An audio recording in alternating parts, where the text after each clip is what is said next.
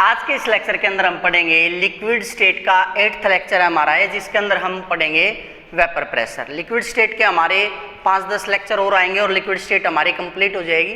तो बेसिकली आज के इस लेक्चर के अंदर हम पढ़ेंगे वेपर प्रेशर। हालांकि वेपर प्रेशर जो है उसकी डेफिनेशन हम पहले पढ़ चुके हैं, लेकिन यहाँ पर आज हम वेपर प्रेशर की डेफिनेशन नहीं पढ़ेंगे। बेसिकली हम पढ़ेंगे क्रिएशन ऑफ वेपर प्रेशर या क्रिएशन ऑफ वेपर्स, कि वेपर्स बनते ही क्यों हैं। ठीक है, कोई भी प्रोसेस जब होता है तो उसके अंदर वेपर बनते ही क्यों, हर किस कंडीशन में जाकर के वेपर्स बनते हैं, कौन सा लॉ एप्लीकेबल होता है, ली चैटलियर प्रिंसिपल क्या कहता है इसके बारे में, टेम्परेचर का क्या इफेक्ट होता है, और अमाउंट ऑफ लिक्विड अगर हम इंक्रीज कर दें तो वेपर के ऊपर क्या फर्क पड़ेगा बेसिकली। तो सपोज कर लीजिए आपके पास कोई एक बॉक्स है, ठीक है, उस बॉक्स के अंदर आपने क्या किया, कोई लिक्विड इंसर्ट कर दिया। ठीक है, प्रेशर को मेजर करने के लिए आपके पास कोई बॉक्स है और उसके अंदर भी आपने इस प्रकार से जो है कोई यहाँ पर लिक्विड डाल दिया। यहाँ पर मैं क्या लिख देता हूँ, लिक्विड लिख देता हूँ। ठीक है, ये लिक्विड हमने लिया है, लिक्विड वाटर ले लीजिए आप। ठीक है, और हमें कैसे पता चलेगा अभी इसके वेपर्स बनेंगे। ये जो ट्यूब है यहाँ से क्लोज है, इसको हमने यहाँ पर सपोज कीजिए फिल कर दिया मरकरी के साथ। क्या भर दिया, मरकरी इन ट्यूब, मरकरी जो हमने इसके अंदर फिल कर दी है। ठीक है, फिर जब कोई भी लिक्विड होता है, हर एक जो लिक्विड मॉलिक्यूल होता है, हमने पहले पढ़ा है, हर एक लिक्विड मॉलिक्यूल की अपनी खुद की क्या होती है, कुछ न कुछ एनर्जी होती है, और वो जो एवरेज एनर्जी हम लेते हैं वो डायरेक्टली प्रोपोर्शनल होती है किसके, एब्सोल्यूट टेम्परेचर के होती है। हमने पहले पढ़ चुके हैं भाई ये बातें।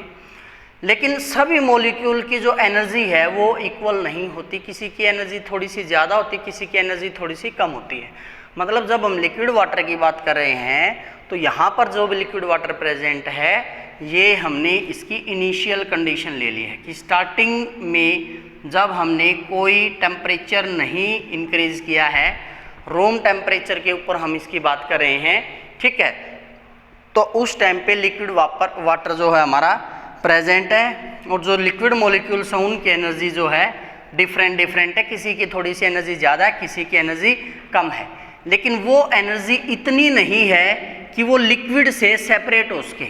एक बात और याद रखेंगे कि कोई भी जब प्रोसेस होता है उसके अंदर दो अपोजिंग प्रोसेस चलते हैं। कोई भी प्रोसेस जब होता है उसके अंदर दो अपोजिंग प्रोसेस होते हैं। एक अपोजिंग फ्रैक्शन होता है अट्रैक्शन का, और एक होता है एक प्रकार से रिपल्सन का। ठीक है, यानी रिपल्सन में मॉलिक्यूल दूर जाने की कोशिश करता है और अट्रैक्शन में मॉलिक्यूल क्लोज आने की कोशिश करता है, और दोनों ही किसी भी प्रोसेस के दौरान होनी कंपलसरी है, क्योंकि कोई ना कोई अगर अट्रैक्ट होगा तो कोई ना कोई सेम टाइम के ऊपर रिपेल भी ज़रूर हो रहा होगा। यानी जब भी हम कोई कंडीशन अज्यूम करेंगे वेपर प्रेशर के लिए, तो उसके लिए हमें 2 स्टेट्स मिनिमम चाहिए। क्या चाहिए उसके लिए, हमें 2 स्टेट्स चाहिए। जैसे अगर हम बात करें लिक्विड से किस में जाने की, वेपर में जाने की, तो सेम केस में वेपर से वापस क्या आएगा, लिक्विड आएगा। लेकिन ये कंडीशन वैलिड होती है जब हमारा जो वेसल है वो क्या होता है बेटा, क्लोज्ड होता है।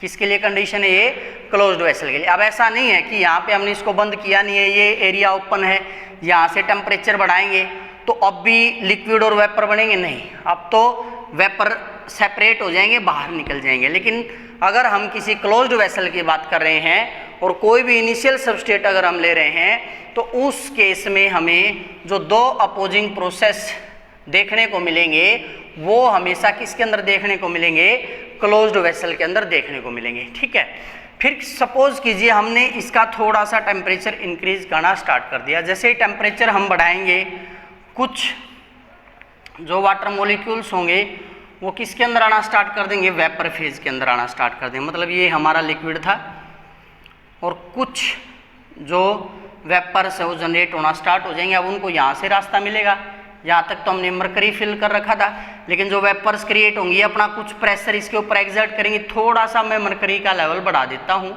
मतलब यहाँ पे सेम लेवल था, यहाँ से डाउन आ जाएगा और यहाँ से थोड़ा सा ऊपर बढ़ जाएगा। मतलब ये जो प्रेशर एक्सर्ट किया जा रहा है ये किसके द्वारा एक्सर्ट किया जा रहा है, इन वेपर्स के द्वारा एक्सर्ट किया जा रहा है, तो उसको क्या नाम दे दिया जाता है, वेपर प्रेशर। तो सीधी सी बात है, लिक्विड से जब वेपर फेज में उन वेपर्स ने जो प्रेशर लगाया उस कारण से प्रेशर इंक्रीज हुआ, that is our vapour pressure. तो वेपर प्रेशर की अगर हम डेफिनेशन लिखना चाहें तो क्या लिखेंगे, it is defined as the pressure, it is defined as the pressure which is exerted by vapors। सीधी सी बात है, वो प्रेशर जो किसने लगाया, अभी वेपर्स ने लगाया, वो क्या हो गया हमारा वेपर प्रेशर। लेकिन ये जो कंडीशन थी, ये इनिशियल कंडीशन में हमने टेम्परेचर बढ़ाया नहीं थी, यहाँ पे हमने क्या लिख दिया, वेपर प्रेशर इंक्रीजिंग। यहाँ पे क्या हो रहा है, अभी हमारा वेपर प्रेशर क्या होने लग रहा है, इंक्रीज होने लग रहा है। लेकिन जब हम लगातार इसको हीट करते रहेंगे तो एक ऐसी कंडीशन आ जाएगी कि लिक्विड से जितने वेपर्स बनेंगे, कुछ वेपर्स दोबारा से कंडेंस हो करके किस स्टेट में आ जाएंगे, लिक्विड स्टेट में आ जाएंगे। उस स्टेट को क्या नाम दिया जाता है, इक्विलिब्रियम। क्या हो जाता है भाई, इक्विलिब्रियम। ये जो सिंबल यहाँ पर डिनोट किया गया है, हाफ हेडेड एरो को फॉरवर्ड, हाफ हेडेड एरो को बैकवर्ड, मतलब ये रिएक्शन फॉरवर्ड भी चल रही है, बैकवर्ड भी चल रही है। लिक्विड से वेपर बन रहा है, लिक्विड से वेपर बन रहा है। फाइनल स्टेज में क्या होगा, वेपर कंडेंस होकर के वापस से क्या बनाना स्टार्ट कर देंगे, लिक्विड। तो उस कंडीशन को क्या बोला जाता है, इक्विलिब्रियम। तो इक्विलिब्रियम क्या होता है, इक्विलिब्रियम को भी हम डिफाइन कर सकते हैं, when the properties like temperature, pressure, volume etc do not change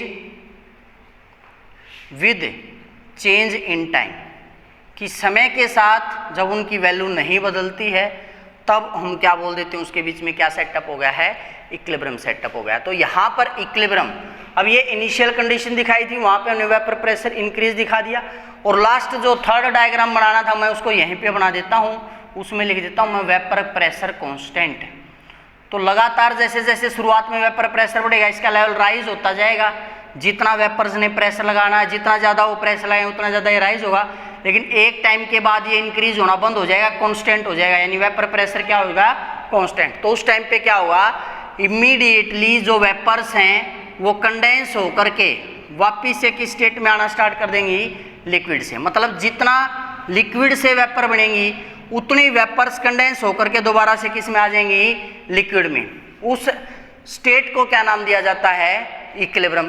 तो बेसिकली जब हम टेम्परेचर इंक्रीज कर रहे हैं तो उस केस में जब लिक्विड से क्या जा रहा है, वेपर जा रहा है, गैस जा रहा है, तो उस केस में जो डेल्टा एच वो क्या होता है, हमारा पॉजिटिव होता है।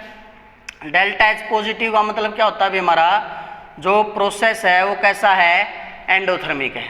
तो एंडोथर्मिक प्रोसेस के अंदर हमें पता है लिक्विड किस में जा रहा है, वेपर में जा रहा है। तो यहाँ से हम एंडोथर्मिक प्रोसेस के लिए लिख सकते हैं, according to Le Chatelier's principle, कि जब प्रोसेस कैसा हो, एंडोथर्मिक हो। एंडोथर्मिक मतलब जब टेम्परेचर क्या कर रहा हो, इंक्रीज कर रहा हो, टेम्परेचर जब क्या हो रहा हो, एब्जॉर्ब हो रहा हो। तो हीट जब एब्जॉर्ब होगी तो वेपर ज़्यादा बनेंगे, तो उस केस में कौन सा प्रिंसिपल अप्लाई होता है, हमारा ली चैटलियर प्रिंसिपल। तो क्या कहता है अभी ली Chatelier principal, increasing the temperature of A system in dynamic equilibrium favour the endothermic change, कि अगर इनके बीच में क्या अटेन हो चुका है, इक्विलिब्रियम अटेन हो चुका है, तो वो हमेशा किस प्रोसेस को फेवर करेगा, एंडोथर्मिक प्रोसेस को फेवर करेगा। इसका मतलब क्या है, increasing the temperature increase the amount of vapours present. जितना ज़्यादा टेम्परेचर बढ़ता जाएगा उतना ही ज़्यादा क्या होती जाएंगी, वेपर्स इंक्रीज होती जाएगी, ठीक है।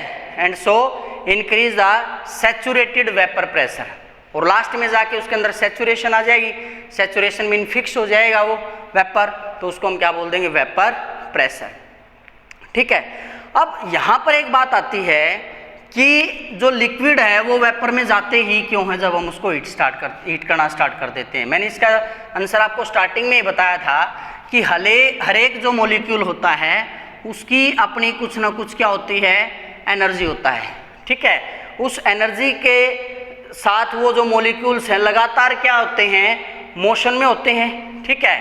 लगातार जो मॉलिक्यूल्स होते हैं वो किसके अंदर होते हैं, मोशन में होते हैं। लेकिन वो एनर्जी इतनी नहीं होती कि वो लिक्विड से किस फेज में चले जाएं, वेपर फेज में चले जाएं। मतलब वो एनर्जी इतनी नहीं होती कि जो लिक्विड की आपस में म्यूचुअल इंटरेक्शन है वो उसको तोड़ पाए। तो वो टूटती कब है, जब हम क्या इंक्रीज करते हैं, टेम्परेचर। तो यहाँ पे अगर आप लिखना चाहो, मैं बोल देता हूँ, आप क्या लिख सकते हो, आप इसको पोज कर करके लिख लेना भाई इसको। All the molecules are in motion because of their energy in liquid state, but none have sufficient energy to break the mutual attractive force molecules have for each other. तो वो फोर्स को तोड़ नहीं पाते जो उनका एक दूसरे के साथ है। Suppose surface was moving up away from the surface, suppose surface molecules were moving up away from the surface, कि सरफेस से ऊपर जा रहे हैं, and had enough energy to break away from the attractive force of molecules around it. जब उस attractive force को break कर देंगे तो ऑटोमेटिक वो किसके अंदर कन्वर्ट हो जाएंगे, वेपर्स के अंदर जो है वो कन्वर्ट हो जाएंगे। तो कब मॉलिक्यूल वेपर फेज में जाता है, इसका आंसर क्या होगा, जब वो ओवरकम कर जाता है किसको, अट्रैक्टिव फोर्स को, जो मॉलिक्यूल्स के एक दूसरे के साथ हैं, ठीक है। अब यहाँ पर एक क्वेश्चन आता है कि क्या होगा अगर हम और ज़्यादा लिक्विड जो है इसके अंदर ऐड कर दें। अगर हम इसके अंदर क्या ऐड कर दें भाई, मोर लिक्विड ऐड कर दें तो क्या होगा, vapour pressure would go up. हम यही सोचेंगे कि जितना लिक्विड होगा उतनी ज़्यादा वेपर बनेंगे, उतना ज़्यादा क्या होगा, वेपर प्रेशर बढ़ेगा। दैट्स नॉट करेक्ट, ये सही नहीं है, क्योंकि भाई यहाँ पर दो प्रोसेस हो रहे हैं। पहला मॉलिक्यूल जो सरफेस को छोड़ रहे हैं, और दूसरा जो मॉलिक्यूल लिक्विड से वापस किस में आ रहे हैं, सरफेस पे आ रहे हैं। तो जो फर्स्ट प्रोसेस है, फर्स्ट प्रोसेस का मतलब लिक्विड से जब क्या बन रहे हैं, वेपर्स बन रहे हैं, तो वो अमाउंट पे डिपेंड नहीं करता है, वो किसके ऊपर डिपेंड करता है, टेम्परेचर के ऊपर डिपेंड करता है। इसलिए आप कितना ही लिक्विड ऐड कर लीजिए, उसे वेपर प्रेशर पे कोई फर्क नहीं पड़ेगा, क्योंकि फर्क पड़ता है किसका, टेम्परेचर का। क्योंकि जो फर्स्ट फिनोमिना है जिसमें लिक्विड मॉलिक्यूल अट्रैक्टिव फोर्स को ब्रेक करके वेपर में जा रहे हैं, उसके लिए एनर्जी चाहिए। वेपर तो वापस कंडेंस होकर के लिक्विड में आना ही है। तो मेन ये जो प्रोसेस है, ये अमाउंट ऑफ लिक्विड पे नहीं डिपेंड कर रहा है, किसके ऊपर डिपेंड कर रहा है, टेम्परेचर के ऊपर डिपेंड कर रहा है। So addition of more liquid does not affect. Clear है। तो ये था आपका छोटा सा topic vapour pressure. Next lecture के अंदर हम पढ़ेंगे बॉइलिंग पॉइंट। देखने में बॉइलिंग पॉइंट या बॉइलिंग टेम्परेचर जिसे हम बोलते हैं, छोटा सा टॉपिक लगता है, आसान सा टॉपिक लगता है, लेकिन इसको हम थोड़ा सा वाइडर वे में, जैसा कि आप ग्रेजुएशन में आए हो तो आपको उस लेवल की नॉलेज होनी चाहिए, उस वे में इसको डिस्कस करेंगे। आज के लेक्चर के अंदर इतना ही। पढ़ते रहिए, बढ़ते रहिए और जुड़े रहिए A+ जुलाना के साथ। Thank you.